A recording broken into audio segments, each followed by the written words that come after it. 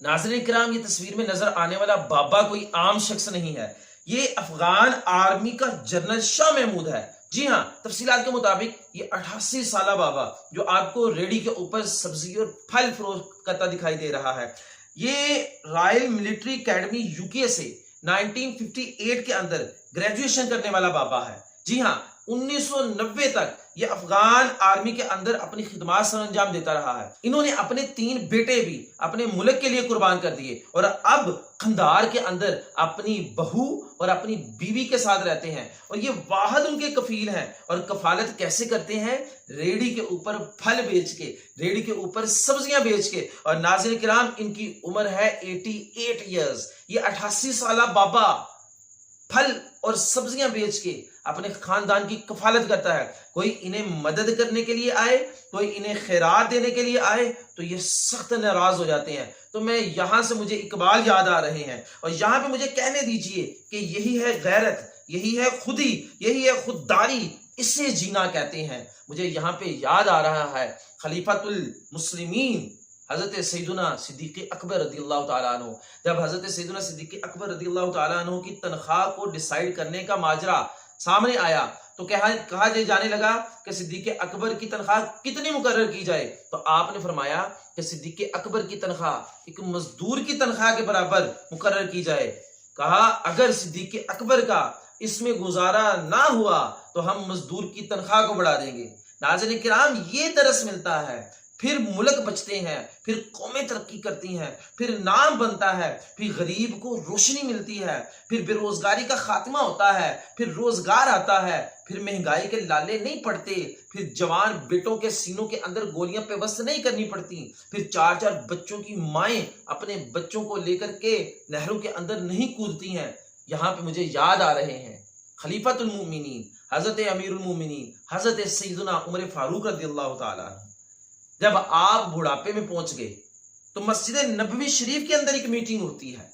اب اس میٹنگ کے اندر یہ ڈیسائیڈ کیا جاتا ہے کہ حضرت عمر فاروق رضی اللہ تعالیٰ عنہ بوڑھے ہو چکے ہیں، یہ 22 لاکھ مربع میل کے اوپر حکومت کرنے والا عمر ہے۔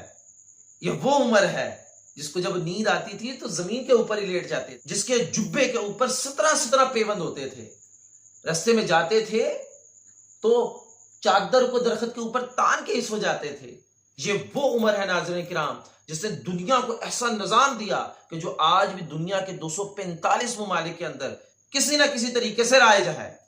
یہ وہ عمر ہے جنہیں نرم کپڑا پہننے سے نفرت تھی، یہ وہی عمر ہے جو چھنا ہوا آٹا نہیں کھاتے تھے، یہ وہی عمر ہے جو کھردرا لباس پہنتے تھے، یہ وہی عمر ہے کہ 22 لاکھ مربع میل کے اوپر حکومت کرنے کے باوجود کہتے رہتے تھے اللہ اکبر اللہ اکبر اللہ اکبر۔ جی ہاں، یہ وہی عمر ہے جن کا فرمان ہے کہ اگر دریائے فرات کے کنارے کوئی کتا بھی پیاسا مر گیا تو عمر اس کا جواب دہ ہوگا۔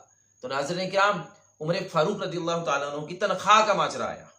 مسجد نبوی شریف کے اندر صحابہ کرام علیہ رضوان کی میٹنگ ہوتی ہے، وہ کہتے ہیں کہ اب عمر رضی اللہ تعالیٰ عنہ بوڑھے ہو چکے ہیں، تو کیوں نہ ایسا کیا جائے، ابھی ان کے نواسے بھی ہیں تو ان کی خرچے بھی بڑھ گئے ہیں، تو حضرت عمر فاروق رضی اللہ تعالیٰ عنہ کی تنخواہ کو بڑھا دیا جائے۔ اب سارے متفق ہو گئے۔ اب یہاں پہ مسئلہ کیا آیا؟ اب سوال یہ پیدا ہوا کہ یہ تجویز لے کے عمر فاروق رضی اللہ تعالیٰ عنہ کے پاس کون جائے گا؟ حضرت عمر فاروق رضی اللہ تعالیٰ عنہ، ان کا جلال سب کے سامنے تھا۔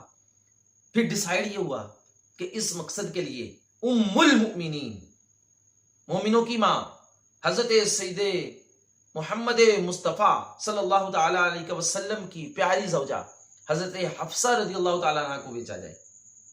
چنانچہ یہ سارا ماجرا حضرت حفصہ رضی اللہ تعالیٰ عنہ کی بارگاہ میں پیش کیا گیا۔ حضرت حفصہ رضی اللہ تعالیٰ عنہ حضرت عمر فاروق رضی اللہ تعالیٰ عنہ کی بارگاہ میں پیش ہوئی، بڑی تمہید باندھی، بڑے ڈرتے ڈرتے باتیں بناتے باتیں کی کہ آپ کے نواسے ہیں، آپ کی عمر زیادہ ہو چکی ہے، اب آپ کے خرچے بڑھ چکے ہیں۔ تو تمام صحابہ نے یہ تجویز دی ہے۔ جب حضرت سیدنا عمر فاروق رضی اللہ تعالیٰ عنہ نے یہ سنا تو آپ کو فوراً جلال آ گیا۔ آپ نے کہا کہ اب یہ بھی نوبت آئے گی کہ مسجد نبوی کے اندر بیٹھ کے عمر فاروق رضی اللہ تعالیٰ عنہ کی تنخواہ کی باتیں ہوں گی؟ مجھے بتاؤ وہ کون سے صحابی ہیں، وہ کون لوگ ہیں جنہوں نے یہ باتیں کی ہیں؟ میں عمر انہیں درے ماروں گا۔ ناظرین کرام، حضرت حفصہ رضی اللہ تعالیٰ عنہ وہاں خاموش ہو گئی تو حضرت عمر فاروق رضی اللہ تعالیٰ عنہ کی آنکھوں سے آنسو جاری تھے۔ آپ نے پوچھا، اے میری بہن بتا، تو نے تو نبی کریم علیہ الصلوۃ والسلام کی صحبت میں وقت گزارا ہے، بتا تو نے تو حضور نبی کریم علیہ الصلوۃ والسلام کے گھر میں وقت گزارا ہے۔ ناظرین کرام، اس عمر نے سارے کا سارا حضور نبی کریم علیہ الصلوۃ والسلام سے پڑھا تھا، جانتے تھے کہ تعلیمات کیا ہیں۔ آج کل کے افسر شاہوں کی طرح نہیں تھے کہ 200 غریب عوام جو وہ مر رہی ہے اور یہاں پہ 2 ارب 33 کروڑ روپیہ گاڑیوں کے لیے مختص ہو گیا ہے۔ ہم نے اس کے اوپر بھی ویڈیو بنائی ہے، وہ بھی جا کے دیکھیے گا۔ آپ نے فرمایا کہ کیا حضور نبی کریم علیہ الصلوۃ والسلام کی تعلیمات یہ ہے؟ تو حضرت حفصہ رضی اللہ تعالیٰ عنہ نے معذرت کرتے ہوئے کہا، حضور نبی کریم علیہ الصلوۃ والسلام کی یہ تعلیمات نہیں۔ آپ گورنر مقرر کرنے سے پہلے ان سے یہ پوچھتے تھے، کیا تم نے قرآن پڑھا ہے؟ اگر کوئی کینڈیڈیٹ یہ کہتا کہ نہیں میں نے قرآن نہیں پڑھا تو آپ انہیں فرماتے کہ جاؤ پہلے قرآن سیکھ کے آؤ۔ جب قرآن سیکھ کے آتا پھر ان سے پوچھتے کہ اب گورنر بننا ہے؟ تو جواب آتا کہ حضور نہیں، اب گورنر نہیں بننا۔ کہا کیوں، اب کیا ہوا؟ کہا کیونکہ اب قرآن سیکھ لیا ہے۔ قرآن کی تعلیمات بتاتی ہیں کہ یہ کتنے بڑے عہدے ہیں، یہ کتنے جواب دہ عہدے ہیں۔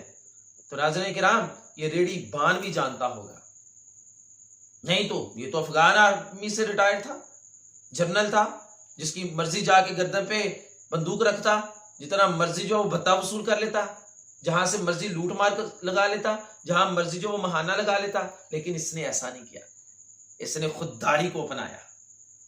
پھر ہی تو اس کے 3 بیٹے ملک کے لیے قربان ہو گئے۔ تو ایسی غیرت والے ہمیں بھی حکمران چاہیے۔ اللہ پاک پاکستان کی خیر فرمائے اور ہمیں بھی افسر شاہی نہیں بلکہ غیرت والے حکمران عطا فرمائے۔ اللہ پاک آپ کا حامی و ناصر ہو۔ ویڈیو اچھی لگی ہو تو شیئر لازمی کیجیے گا۔ السلام علیکم ورحمۃ اللہ۔